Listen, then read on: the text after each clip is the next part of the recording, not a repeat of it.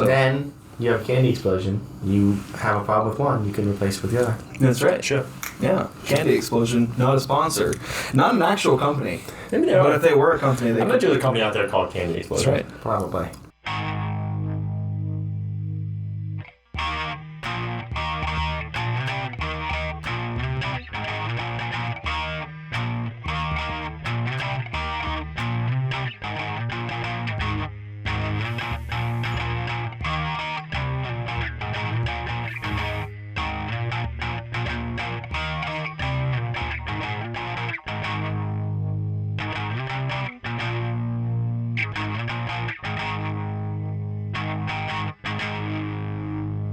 Hello, ladies and gentlemen, and welcome back to The Subject Matter. I'm your host, Stephen Jenkins, here with your co-host, Mr. Jonathan Dayton, and special guest, Mr. Trevor McCabe. We are experts in nothing, here to bring you our thoughts and opinions on all of it.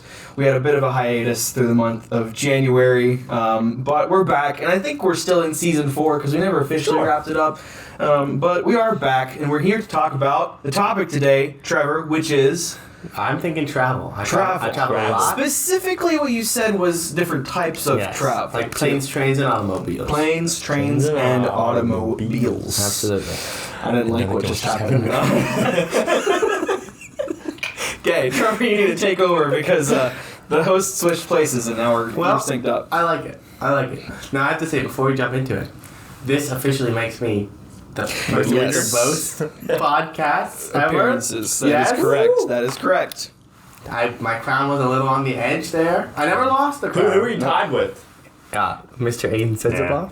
He wins. If you're watching. He's got the upper leg, which I think is the first time you've ever had the upper No, leg. it's always as well. been neck and neck. So he started off because he was the first. So Yep. he had the crown, and then I slowly stole his crown and was holding it. And now I can officially. He had a two-part episode, He did. which is really He what did. pushed him He forward. did. But you were also here playing yours truly for the... Which I quite enjoyed. I had That to was say. I enjoyed you playing me, which was disturbing, but it was good. fun. It was good.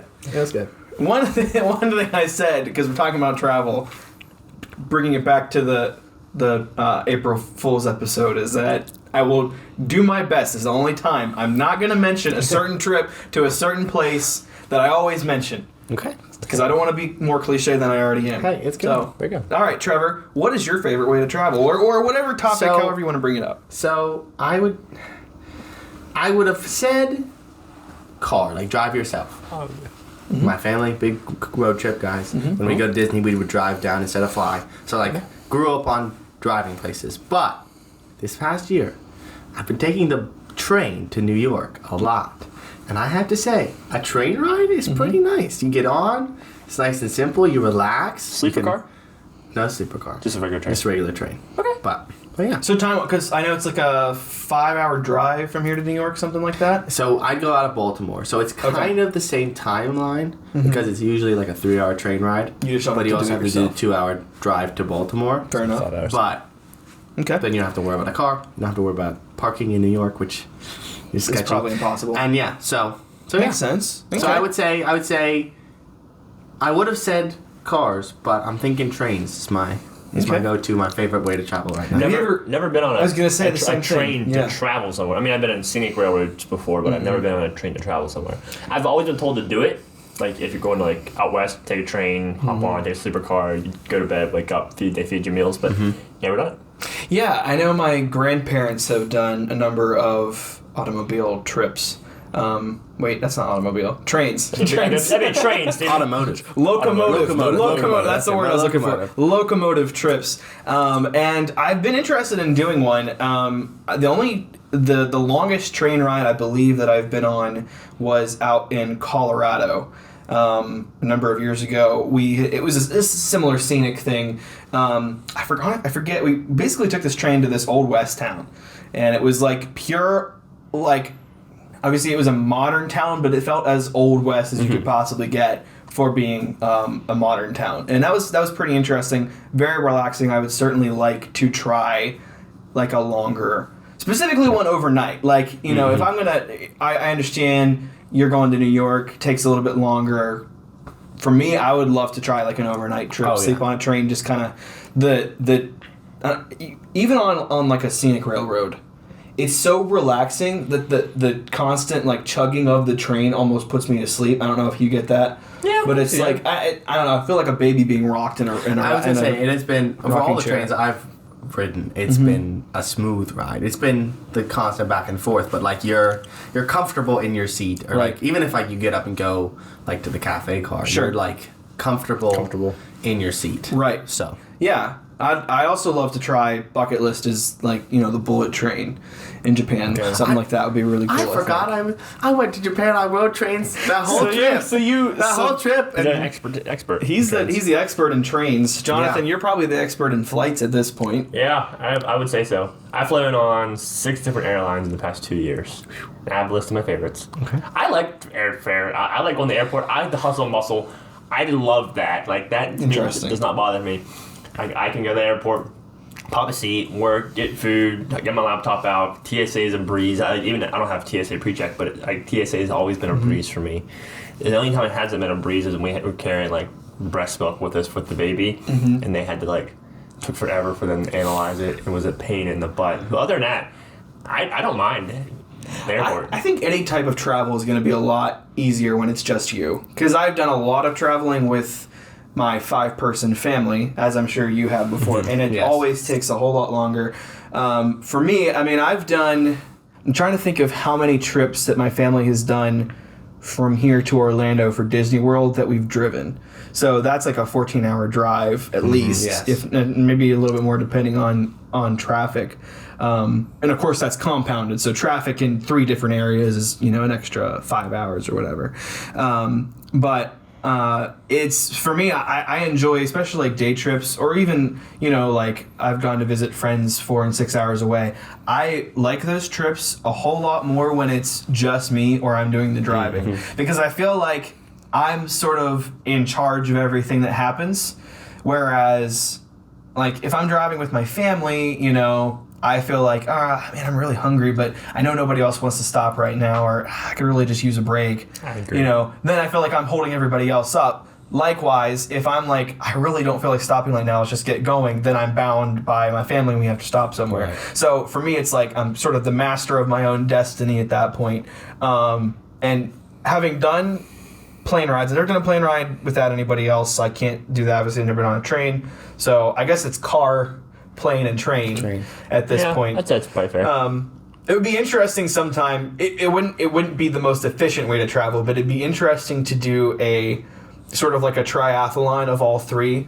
Like do a scenic vacation where you fly to one place, and then you rent a car, you drive to this other place, and then you take a train back home or something like that. That'd be cool. That might be interesting. I've always wanted to do something like that where you visit multiple locations, like make it kind of a cross-country stop. So you're in like one location for like a day. So sure.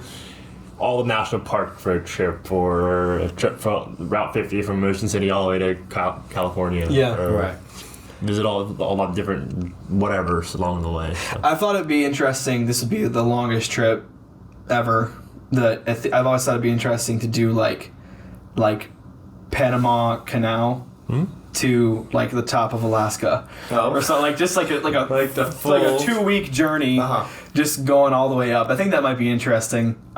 Just to do something. You gotta walk it. Just walk it. 2 months. It'll be a lot longer than 2 months to walk that. You think 2 months? You can do a lot. You can do a lot of walking. I mean, if you're walking nonstop 20 miles a day every day. What do you think? 20 miles a day or more? Stop. If we had an available phone, we could Google this. Stop for your food. You stop for your sleep, and you just keep walking.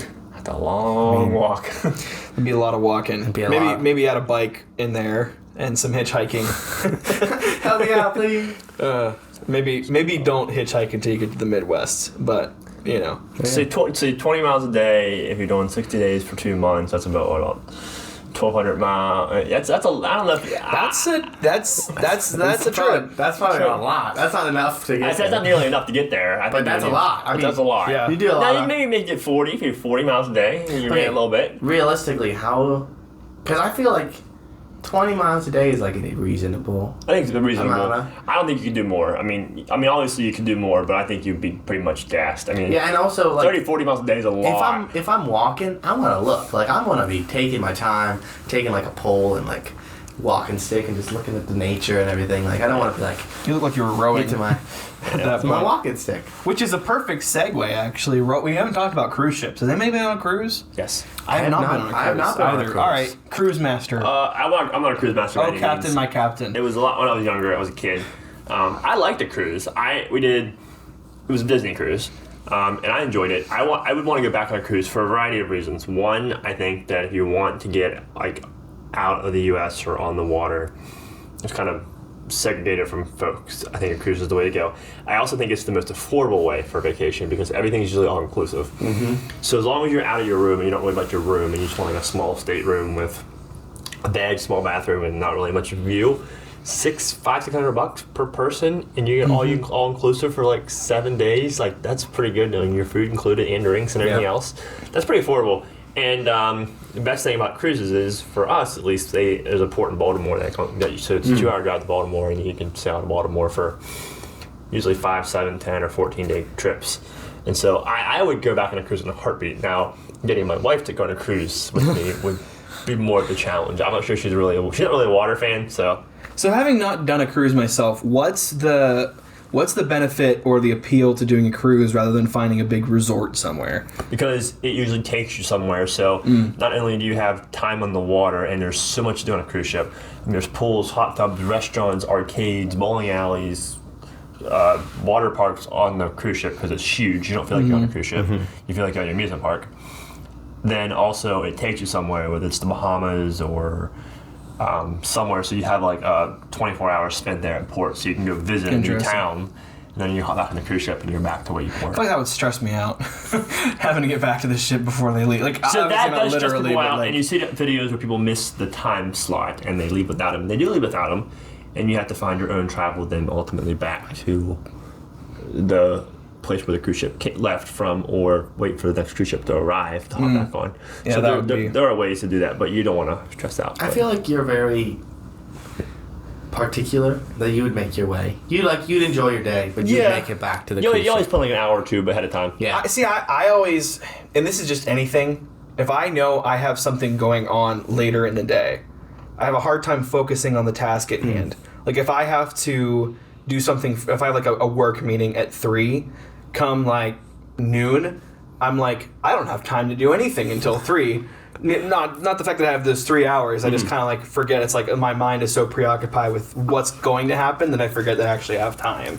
And I think that's what would translate over to for the cruise ship. I feel like I would, if I'm going to go on a cruise, I'd want it to be like a transatlantic thing. And the reason why is I always feel weird going to, like, I would feel weird like going to the Bahamas or certain places where it's like, you're not getting the authentic experience from that place. You're getting the very touristy version of that place. And a cruise ship and I'm not against doing touristy things, but like, because a cruise ship is so touristy in of its nature, I'd like to go to a big tourist destination like France or like just something where it's tourists.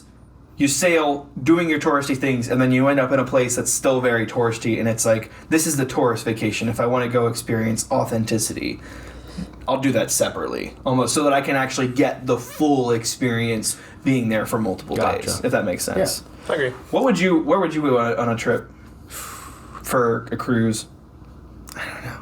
See, I feel like I am very intrigued by like the cruise ship itself, like being on a cruise ship and just enjoying nothing, that like being just out on the water, just being able to enjoy like time to just explore and do nothing, but you're so not isolated, but you're so like alone that you don't have to think about okay, I'm in all of this place, I have to figure out where I want to go in a new town, even though that's exciting and I'd love to do that.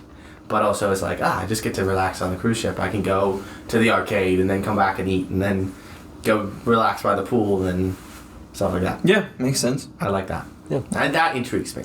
No, I would want to go, like, I agree with Steven. I would want to go somewhere that is more of a larger appeal than it would be just simple, like, Bahamas. Like, I'm not sure France would be it. Maybe like northern Alaska somewhere. Yeah.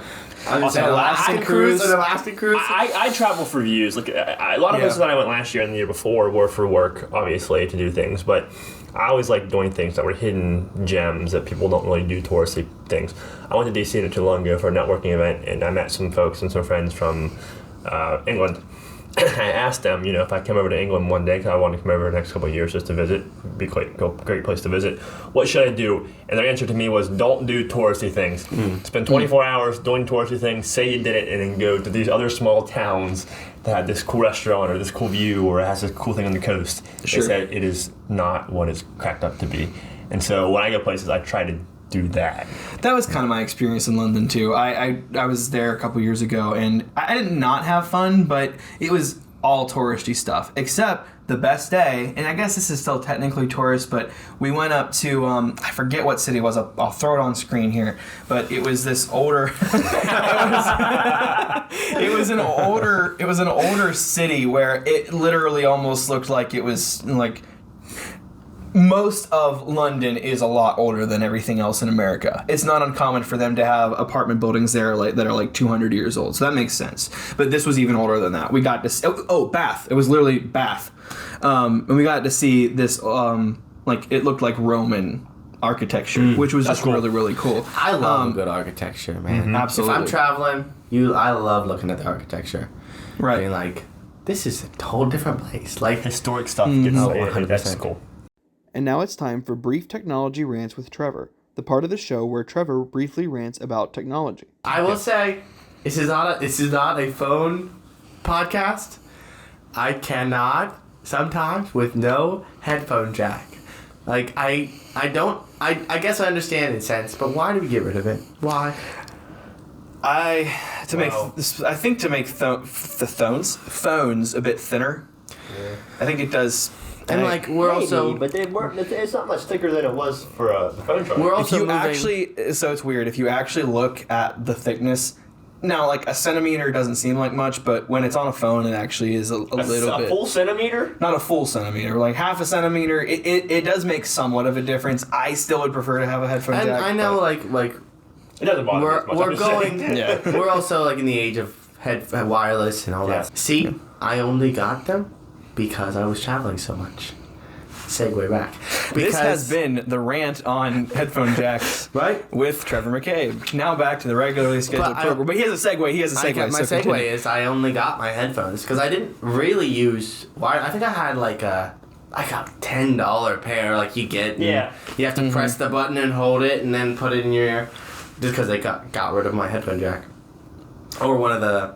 Because I will say this. I am a Samsung guy myself. I don't like Apple. However, the availability of dongles for Apple, and like if it's not Apple product, it's still okay. As opposed to Samsung, you get one that's a USB-C, and it is either great or it is the worst thing in the world. You have to like line up the cord where you need. I do not like it. The fact, and this is a bone I have to pick with Samsung. Not a sponsor. You could be, but you're not going to like what I have to say next.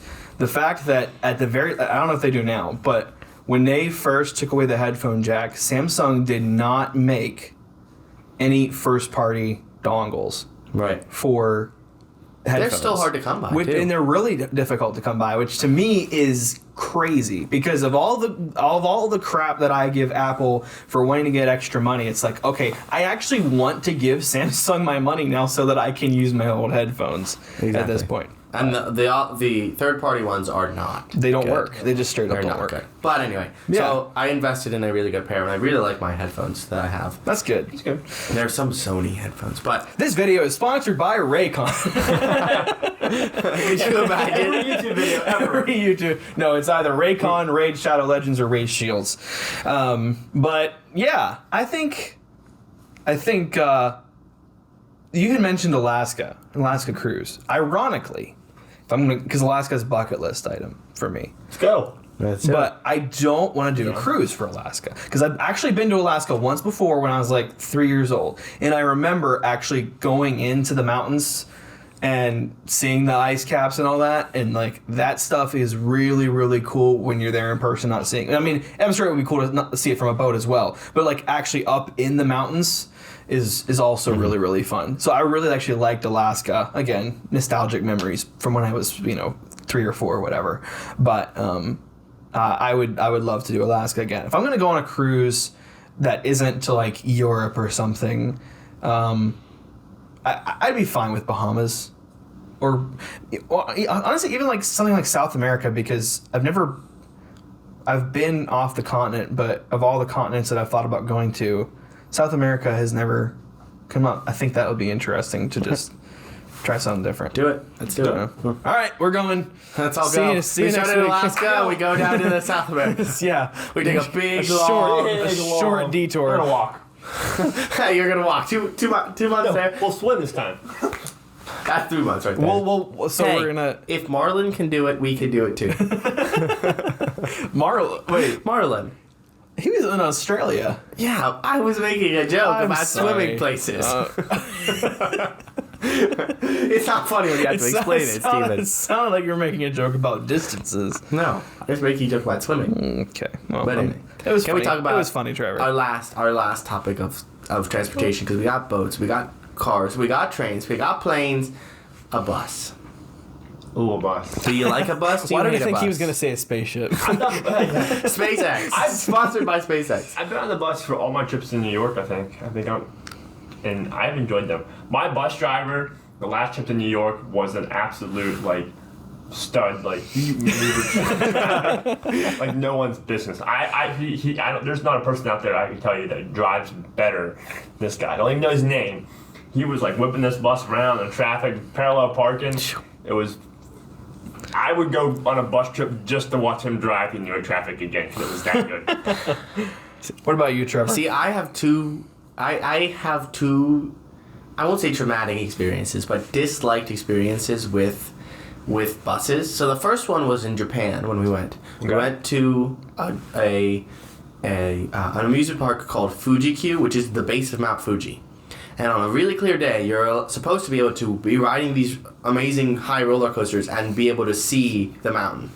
Well, we went, and it downpoured. It started when we got there and did not stop raining until we were leaving. Like, it was nonstop. So all the clouds were covering the mountain, and then they closed all the roller coasters. So the bus ride there, we were like, this isn't good. The weather doesn't look good. And then the bus ride back, we were all just like, I'm wet. I didn't get to do any of the fun stuff at this amusement park. So that was the first one. So my bus ride there wasn't very good. Then I went to Nebraska this year. Oh, I love Nebraska. It was very good. It was very beautiful. We got to spend some time up in the wilderness and just sit and draw, and it was very good. But then I'm traveling back. Now, I was in this little tiny town in Nebraska. Okay. So it was Crawford, and then there's a town called Chadron. Okay. And Chadron has an airport. Okay. It's a very tiny airport, and they're like little tiny planes. I said, okay, we got it. I got a ticket. It was supposed to connect me because they fly to Denver. Take me to Denver and fly out. This airport was never my friend. I booked a flight for the down trip. The flight never existed. It was a different flight. The time never existed. So that flight, it was just a mystery flight. So I didn't get it. I ended up flying a different place, whatever. And flying out, the plane just didn't start. So I was getting ready to go to the airport, actually, and I get a call, and he's like, yeah, there's a problem with the plane. We have a bus. We're going to drive to Denver if you can be here in 30 minutes. And I'm like, I'm 30 minutes to another town. So that whole bus ride, I was just a miserable person because I was like, I had to rush. I had to get out of here. Like, it just felt, it was horrible. So my personal experiences with buses have not been very good. But I won't diss them 100% of the way. However, from what I've had, my bus ride has not been very fun. I will be dissing them because buses are everything I hate about travel. Because you are in this confined space with a whole bunch of other people, similar to a plane, but it's worse. I'm 10 times more likely to get car sick or bus sick on a bus. And it is the same thing that I said about like traveling with the 5-person family in the car to the extreme. Because you get all of that, but with more people and that you don't know. Maybe there's a bathroom on the bus, but it's one and you don't really want to use it. And when you feel sick, that's not what you want. Again, you're at the mercy of the bus driver, but everybody else around you is just sort of there. And for me, I don't think it doesn't give the time benefit generally of traveling by plane. It doesn't give the scenic views of traveling by train or just the relaxing nature of it. Certainly not a boat. And I would much rather travel in a car, again, being the master of my own destiny behind the wheel, getting to kind of go at my own pace, do what I want, than traveling by bus. Now, I've done some bus tours. When I went to London, we did a bus tour, and when I went to the country that I'm not allowed to mention, Denmark. we did a Denmark. We did a bus tour. Those were both fine. It wasn't bad. I enjoyed both of those enough. The bus traveling wise, but in no way is it my preferred way to travel. I also think a bus tour. I've never been on a bus tour, but I feel like the energy is different. It'd be different. So like I'm there, It is. Look at, and then you're on a bus, and everybody has that same energy of being like, I don't really want to be here. Yeah. I'm here because I have to travel somewhere, but do I really want to be on this bus? I concur. I think buses are my lower limit. The only thing I like about a bus, in particular, I've gone on several trips, not just to New York on a bus before, but in New York in particular, it goes back to traffic. I prefer not to drive myself because I don't want to deal with traffic and parking, especially if I'm just going to be there for like a 24-hour period and come home.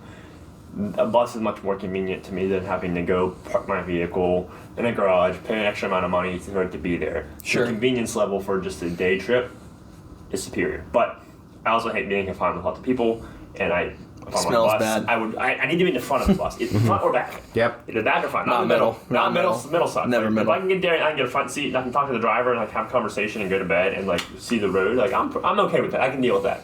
Yeah. Or in the back where I can just kind of cuddle up in myself and just be there myself, I'm okay with that. Oh, that bus from Nebraska, I took the back. Because of course I was the last person getting to this bus. Yeah. Oh, absolutely. And I was like, I'm not dealing with anybody. I took the back. I did the horrible thing that I don't like when people do it. I took all my stuff and started setting it on the seats so no one could sit next to me and being like, I'm not I just was so.